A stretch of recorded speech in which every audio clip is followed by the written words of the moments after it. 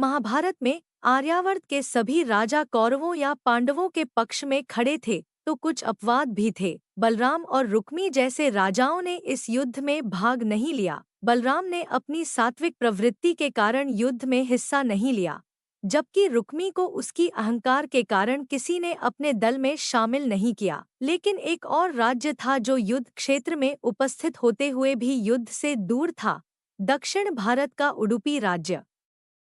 जब उडुपी के राजा अपनी सेना सहित कुरुक्षेत्र पहुंचे, तो कौरव और पांडव दोनों ने उन्हें अपनी ओर मिलाने का प्रयास किया। लेकिन उडुपी के राजा पेरुंजोत्रुथियन दूरदर्शी थे। उन्होंने श्री कृष्ण से पूछा, हे माधव, सभी योद्धा युद्ध के लिए तैयार हैं, लेकिन क्या किसी ने यह सोचा है कि इतनी विशाल सेना के भोजन का प्रबंध कैसे होगा?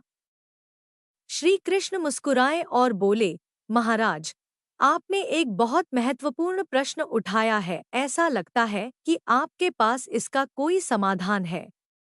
कृपया बताएं।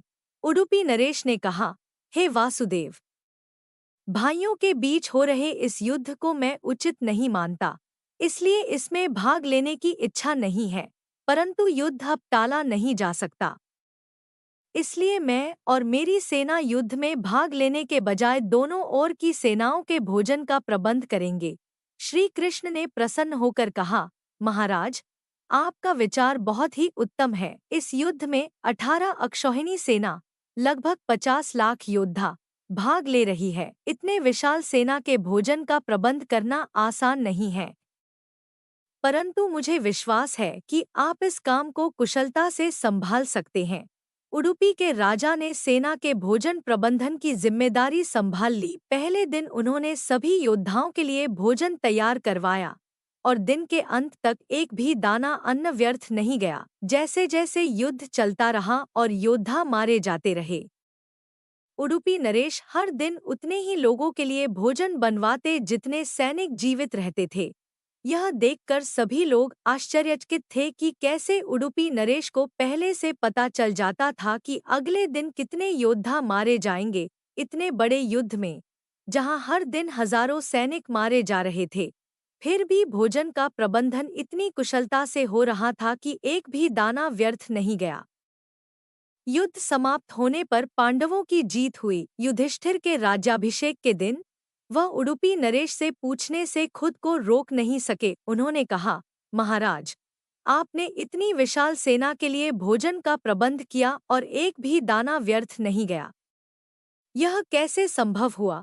उडुपी नरेश हंसते हुए बोले, सम्राट, आपने जो युद्ध में विजय प्राप्त की है, उसका श्रेय किसे देंगे?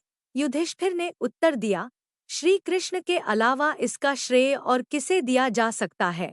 उडुपी नरेश ने मुस्कुराते हुए कहा, जैसे इस युद्ध में आपकी विजय का श्रेय श्री कृष्ण को जाता है, वैसे ही यह भोजन प्रबंधन भी उनका ही चमत्कार था।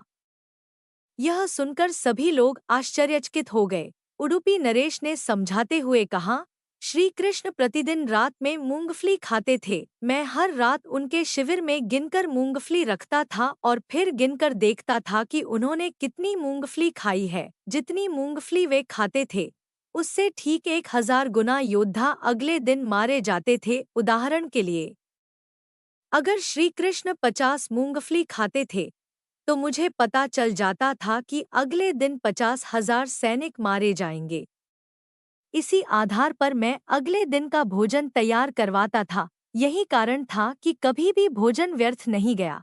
श्री कृष्ण के इस चमत्कार को सुनकर सभी लोग उनके आगे नतमस्तक हो गए। यह कथा महाभारत की उन दुर्लभ कहानियों में से एक है, जो विशेष रूप से कर्नाटक के उडुपी जिले के कृष्ण मठ में सुनाई जाती है। माना जाता है कि इस मठ की स्थापना उडुपी नरेश ने ही की थी, जिसे बाद में संत माधवाचार्य ने आगे बढ़ाया।